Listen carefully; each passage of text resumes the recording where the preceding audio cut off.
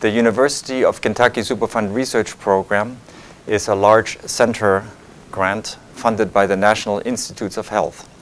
The overall goal of the University of Kentucky Superfund Research Center is to improve the health of the citizens of the Commonwealth of Kentucky and the nation by understanding how environmental pollutants cause disease and by developing techniques, novel techniques to detect those pollutants and to remediate them from the environment. A healthy lifestyle, such as healthy diets, increased exercise, will make us less vulnerable to other stressors, such as chemical stressors.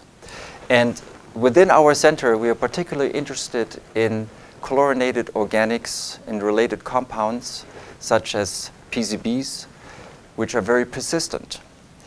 This particular class of chemicals were used in manufacturing as lubricants, and unfortunately they leached into our environment, and they are in our food chain in some degrees, and we're all exposed to varying levels of these.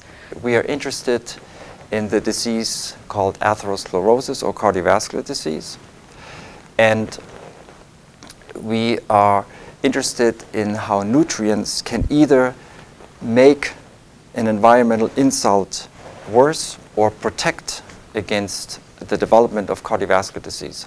My particular project focuses on the role of low exposure levels of these compounds in the development of type 2 diabetes. Type 2 diabetes, along with the epidemic of obesity in the U.S. and in the Commonwealth, is becoming more and more prevalent and a major cause of morbidity and mortality in the United States. And several large epidemiological studies have linked exposures to this particular class of environmental toxin to the development of type 2 diabetes. What we're interested in is really this whole idea that environmental contaminants can contribute to disease, right? So what my project is to really complete the life cycle. So other projects involved with the Superfund are looking really at adult disease.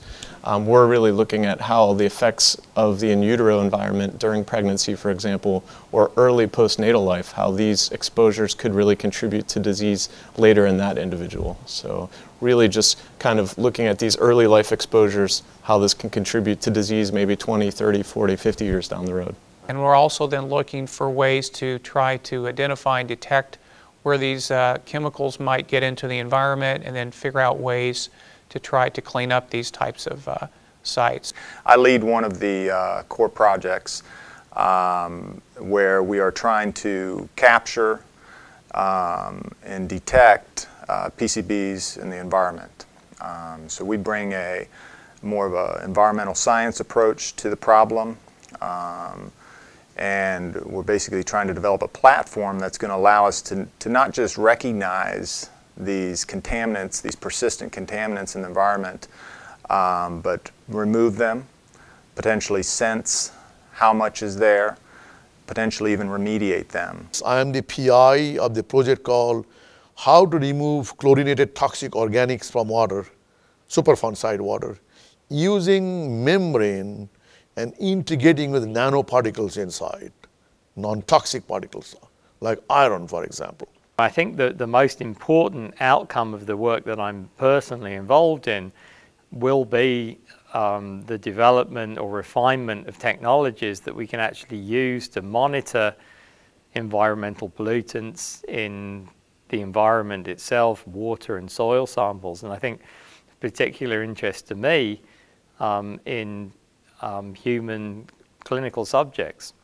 To effectively train, you need to pull together not only information from your discipline, but also understand how it fits into a bigger picture. And that is what the training core here seeks to do.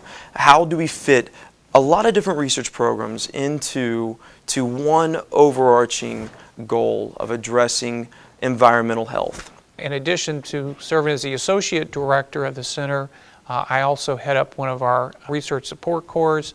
And one of those cores that I head up is something called the Research Translation Core.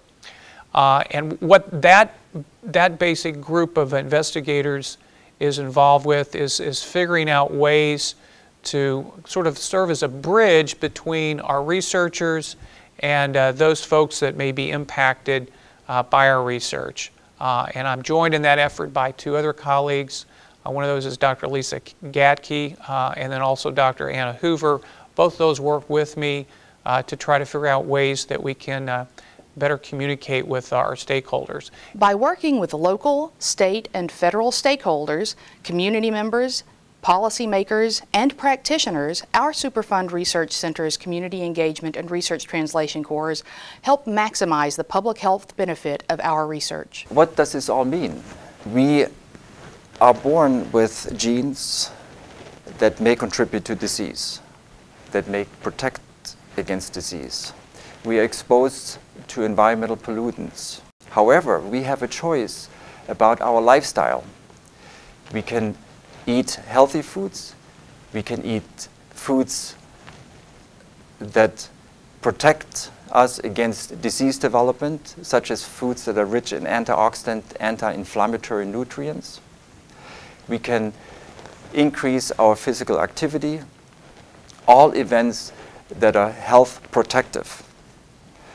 So the bottom line is that if we allow ourselves to have a healthy lifestyle, then we should be less vulnerable to chemical stressors which can contribute by themselves to disease.